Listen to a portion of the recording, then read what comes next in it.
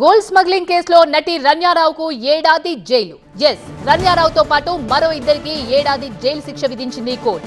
ఏడాది పాటు బెయిల్ లభించదని చెప్పింది కోర్టు. ఉత్తర్వులు జారీ చేసింది క్యాఫీఫోనా. బెంగళూరు గోల్డ్ స్మగ్లింగ్ కేసులో నటి రన్యారావుకు గట్టి షాక్ ఇచ్చింది కోర్టు. ఏడాది పాటు జైలు శిక్ష విధిస్తూ తీర్పు వెల్లడించింది.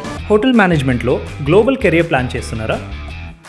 అంతర్జాతీయ చదువు, ఫారెన్ జాబ్ ఛాన్స్ కోసం ఇండియా నంబర్ 1 హోటల్ స్కూల్ IIHMలో జాయిన్ అవ్వండి.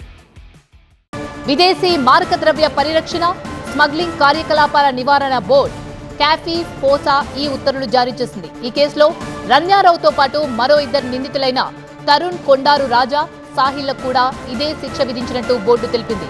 గోల్డ్ స్మగ్లింగ్ కేసులో బలమైన ఆధారాలున్నాయని, శిక్షా కాలంలో వారు బెయిల్ కోసం దరఖాస్తు చేసుకునే అవకాశం లేదని తెలిపింది. దీంతో ముగ్గురు నిందితులు ఏడాది పాటు జైల్లోనే ఉండాల్సి ఉంది. ఈ కేసులో ప్రతి 3 నెలలకు ఒకసారి విచారణలు జరుగుతాయని పేర్కొంది. ఇలా ఏడాది వరకు కొనసాగుతాయని వెల్లడించింది కోర్టు.